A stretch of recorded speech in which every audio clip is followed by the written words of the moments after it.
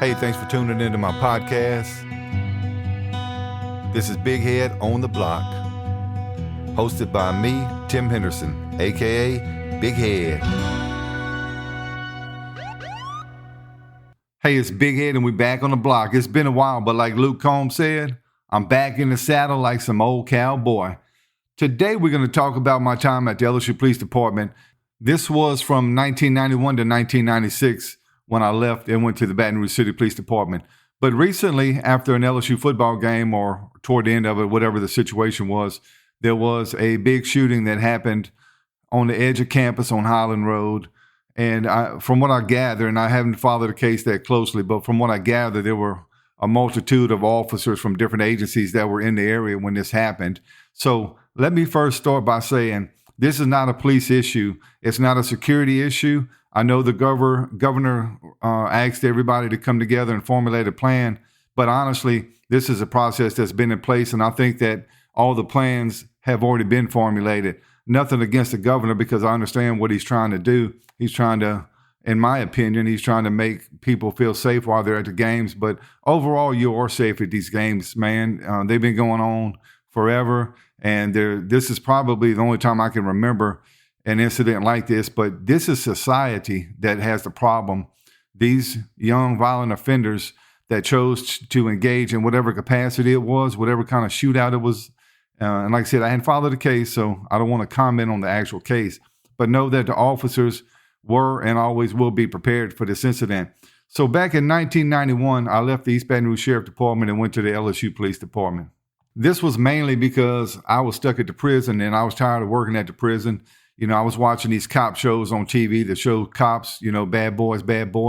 And look, I was ready to get out on the street. So the first time I was able to get out was LSU Police Department. They gave me the opportunity. They sent me to the 107th Basic Training Academy. I graduated, went out to an FTO with the LSU Police Department, stayed in the FTO program for probably 2 or 3 months. I don't remember exactly. But I do remember, it's kind of comical. I do remember when I first went there, I came home and told my wife, I'll never make it through the FTL program because you have to learn all the buildings and all the streets on campus. And there's a ton of buildings if you're familiar with the campus. But guess what? Within 3 weeks, I knew every street and every building. So I actually passed that test.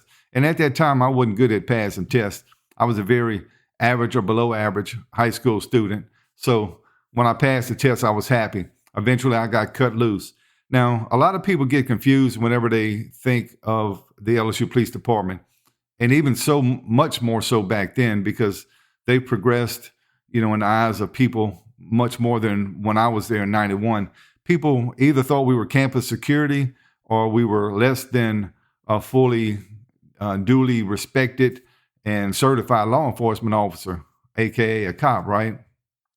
And this was probably put to the test my second or third year there because one guy, we had a big fraternity party, and I won't mention the fraternity, but they were so bad and so many violent acts were occurring that they made us have 10 people to do security at each dance or whatever event that they planned because they were very disruptive as not necessarily them, but the clientele that was coming to these events.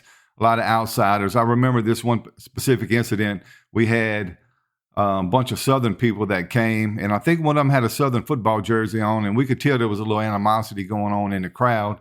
And eventually we thought somebody had shot because they punched one of these guys, knocked him down and out, and he hit the ground so loud, we thought there were shots fired. Well, that created a lot of chaos and tension. And we determined that somebody was passed out, but he wasn't shot. He was just knocked out. We had to do crowd control. The crowd dispersed from inside of the actual facility, which was the student union, to the outside area, but they were lingering and wouldn't leave. Eventually, we were getting into so many fights and struggles that we had to call for assistance from the city. They sent 15, 20, 25 people out there, and we were able to gain control pretty easily.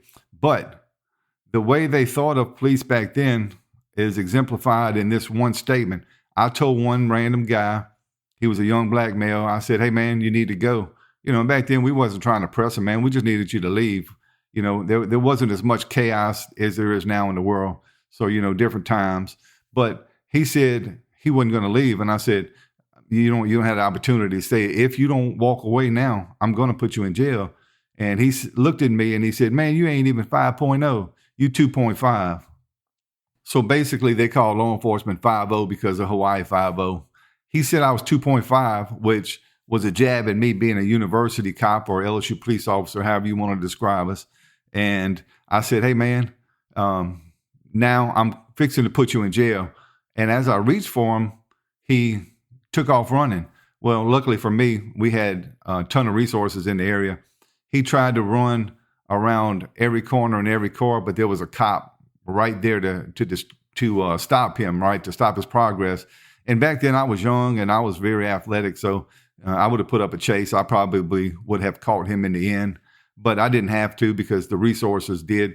So we pounced on him, handcuffed him, and took him to jail. And when I was booking him, and I said, hey, man, what does that make you? You said I was 2.5, and 2.5 was locking you up, man. So that must make you feel pretty bad about yourself, huh? I just did it to take a jab back at him. But understand this, people. In today's climate, the LSU Police Department, they have highly skilled, highly trained, and highly capable individuals there, and they are up to the task on providing security for the campus. Always has been and always will be. You have a chief of police who's rose through the ranks. You have a solid foundation, a core group of officers who usually stay there for many years. So, you have an experience level that's as good as any other police department in general. They have the same training, the same capabilities. Even back in the day when I was there, we actually put together an SRT team. I'm not sure if they have one now, but we had an SRT team that was put together. We went through the city police training curriculum, and we were all certified SWAT members. And, we never got deployed because there was only a few instances on campus where, situations would require that. However, we did do a lot of training. We did some high-level stuff. We even rappelled from the upper deck at Tiger Stadium. Now, I'm going to tell you a funny story about that. This is probably when we were 2.5. We had a guy, Ernie Sanchez. He was a captain or something at the time. And when we went up to do our rappelling, we had harnesses and stuff, and we had the ropes, obviously long enough to stretch from the upper deck down to the ground, right? But while we were setting up the ropes and tying them off and stuff, he actually had a book to look at how to tie these ropes. Now, I wasn't very comfortable with this scenario, and it was something where I was like, hey, man, we really reading a book? He's like, I know how to tie them. I'm just verifying. I'm like, okay. So I figured he was going to rappel also. So I figured he was going to do a good enough job. And he did. We all rappelled with the exception of one guy. One guy wasn't comfortable, and he wound up quitting the SWAT team right then. So we rappelled from Tiger Stadium and lived to talk about it. But I sure remember him looking at that damn book to get those knot tying lessons. Man, that was alarming to me. But, LSU Police Department, they taught me a lot of things. They taught me how to do investigations. I was able to do an investigation early in my career that involved high level of computer thefts that range in the hundreds of thousands of dollars. And not to go too deep into it, but I was able to investigate the case. I determined that a delivery driver was signing receipts indicating he was delivering them. The computer company would get a call from, in this instance, the LSU Union Library saying, hey, we didn't get our computer delivered. They were just delivering another computer. So there was no checks and balances in this system. And I talked to them, and the computer company at the time told me, if you don't send a warranty card in, we have no idea who gets the computer. So they were just randomly replacing computers that didn't make it to their destination. It couldn't have been cost effective, but hey, that was what they did. I talked to their security, and they didn't seem alarmed about it. And so I didn't bother with that part of it. But what I did was investigate this case, and it took me several days. I was able to pinpoint the delivery driver. And back then it was subcontracted from the computer company to another company to another company. So it wasn't like Amazon today where everybody knows who it is. It took me a while to find this company. It took me a long time to find the driver. And eventually I called the driver in, questioned him. He denied everything, but I could tell he did it. Whenever you're a cop and you're doing investigations, interrogations, almost 100% of the time, you know the answer when you're talking to somebody. On occasion, you don't, but most of the time you do. And I told him, hey, man, we need to deal with this, blah, blah, blah. He didn't want to admit to it. But what I did, I called a handwriting expert from the East Baton Rouge Sheriff Department, and I don't know who he was. I don't remember his name. It's been too many years ago.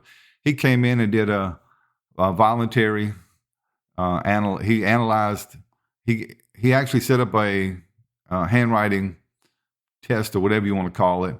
The guy participated in it. He analyzed the handwriting. He analyzed the handwriting compared to the receipts that I had, and it was clearly 100% him. And I told him that day, we know that it's you.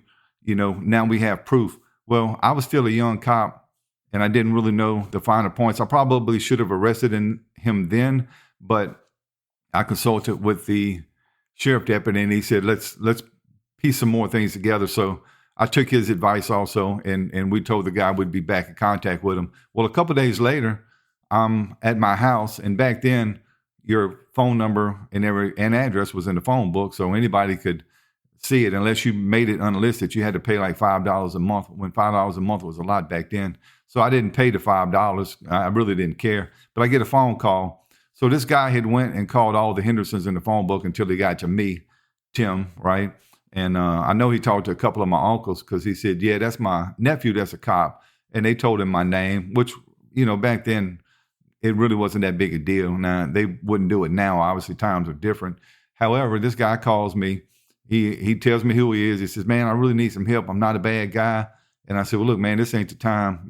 I'm off duty. I don't have access to any of my reports. When I go back to work, we can meet. So we met. We had a conversation. He got his rights read to him and everything. He admitted to everything. And we were able to procure a lot of these computers. We didn't get all of them back, but I'm just going to estimate because it's been a while. We got 5 to 10 of them that had been sold throughout the Baton Rouge area. I think overall, and like I said, it's been a long time. It was between just say over $100,000 worth of computers altogether. And when I called Southern PD just to kind of let them know, give them the heads up about what's going on, because information sharing is big. You should let the local agencies know, because if they're doing it on LSU's campus, they're probably doing it in other areas. And of course, they were doing it at Southern. So they actually were able to put charges on this guy. But, I did all I could to help the guy out. He wasn't a bad guy. He was just making bad decisions, and it got so good to him. But all it took was one campus cop, some additional outside help, resources that we didn't have. And we were able to solve this case. So the LSU Police Department, like I said, they're very capable, always have been. They have had some high-level officers and commanders there that were as good as any that I ever worked with in Baton Rouge City Police Department or the Sheriff Department. But more specifically, let's talk about the guys that are there now. I know a lot of them by name, and I've had some affiliation with them when I was a city cop. And there's very few, if any, that are left from the time that I worked there. I think most of them either have retired or they're on their way out. But their training level, their dedication to the profession, the ability to come up with good strategies is there. You have a chief of police who rose up through the ranks. He understands the dynamics of everything that occurs on campus. So I want to tell everybody out in the public, LSU Police is very capable. To the people that want to go to the game and experience the game, I look at that as an isolated incident that happened after the South Carolina game. But understand this, when you see something, you have to say something. If you see a crowd gathering and you see there's some tension, call 911 and let somebody know, because the police were right there or right close to the event. And these youngsters is what I'll say. I don't know who the actual suspects are, but these youngsters have no idea or no morals, no moral compass. They don't care. They shoot before they fight. So it's not a police issue. Let's just focus on that. It is not a police issue. It is definitely an issue in society, one that society has created and allowed to flourish in the Baton Rouge area, unfortunately. I don't know where the participants were from, but, it's probably local talent if I had to guess. One more quick thing I want to say about LSU police. We always handled a lot of burglaries, a lot of thefts. We did proactive patrol. They didn't really like a lot of drug arrests because it kind of skews the statistics on campus, because a lot of times the drugs are coming through campus because you had the bottoms, you had Gardere area, and, people would free flow back and forth through Nicholson Drive and Highland Road. But whenever you focus just on campus, you had a little marijuana. Back then, you had alcohol, you had underage drinking, you had to watch it with the sororities and fraternities. But we pretty much handled every kind of case. We didn't have a lot of domestic violence cases, and that's something I had to learn at the city. But understand, you have a capable police department with the LSU Police Department. We handled, I was exposed to a homicide on campus. The city wound up handling it because we didn't have the resources. There was 100-something shots fired. I'll do a podcast on that one day. We had a lot of armed robberies at the time, and I'll do a podcast on the armed robberies, man. But we had one armed robbery where a local guy, he came into the parking lot where we were at. We were doing surveillance facing Kirby Smith dorm, but behind us, there was a cut through to go to where the old Murphy's and IHOP used to be. I don't know. I can't remember what's there now, but what happened was we got a call that an armed robbery was in progress. So there was a black male who decided he wanted to rob somebody. He was robbing an Asian male. And what happened was another black guy walked through. He told the black guy he could come through while he was robbing the Asian male, because I guess he didn't think he was going to tell us. Well, the guy gets on the phone. There was a payphone in that area. And he said, hey, man, they pulling a robbery over here. Well, we're facing the building looking for something specific at the time, and we look behind us and we don't see anything, so we can converge on that area and the parking lot. We put out the call. We were able to catch that guy with a gun. Almost had to shoot him because he was under the car, and when he came out, we were able to get the gun from him without having to shoot him. But it was a deadly force encounter.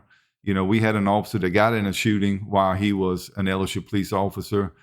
We had another one that targeted a criminal who tried to run him over in a car. And this criminal was a couple of brothers. I don't remember their name. When I do a podcast, I'll let you know.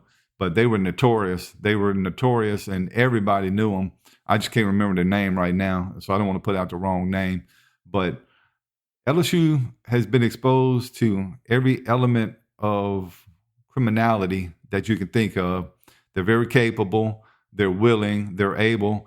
So to the LSU fans out there who might be listening, and anybody else, understand this. LSU Police Department is ready, willing, and able to not only defend you, but to keep you safe. So let's not put too much into one incident that occurred. It's something that is a random event. And look, they got LSU officers everywhere. Back when we were there, when I was there, during the football games, we were on top of buildings. Everywhere there was any kind of parking situation where the fans parked, there's a high density of vehicles. We always had officers on buildings, on foot, in plain clothes. So there's a lot of resources out there that you just don't see or don't know that are out there. And we always caught the car burglars. We always caught them. I couldn't tell you any that we didn't catch, honestly. I'm sure we didn't catch all of them, but as far as I know, when I was there, we were pretty good at catching them because we had so many people on these rooftops with binoculars, and we could guide the units in or the plainclothes people in. So we were prepared. So if you don't see a cop, that don't mean they're not a cop. There's a lot of undercovers that are working plainclothes to make sure that when they're blending in, they can see things that a uniformed officer can't. So LSU PD, it was a privilege to work for y'all from 1991 to 1996. I learned a lot. I took that experience with me to the Baton Rouge City Police. I always kept in touch. I always made it a priority to recognize y'all whenever we could. And look, one more thing. When I was with the city, LSU Police, even when I was there, they could respond if the city called for assistance.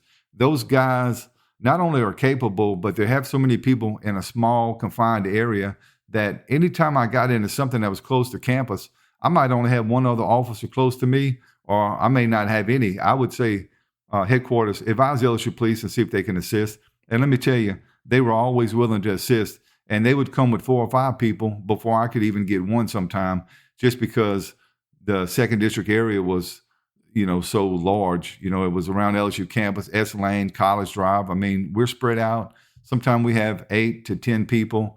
They have 5 or 6 people within one small campus at any given time. At least back then they did. So I always called for them to help because I knew that they were willing and that they were capable. And they helped me make a lot of good quality arrests right at the edge of campus.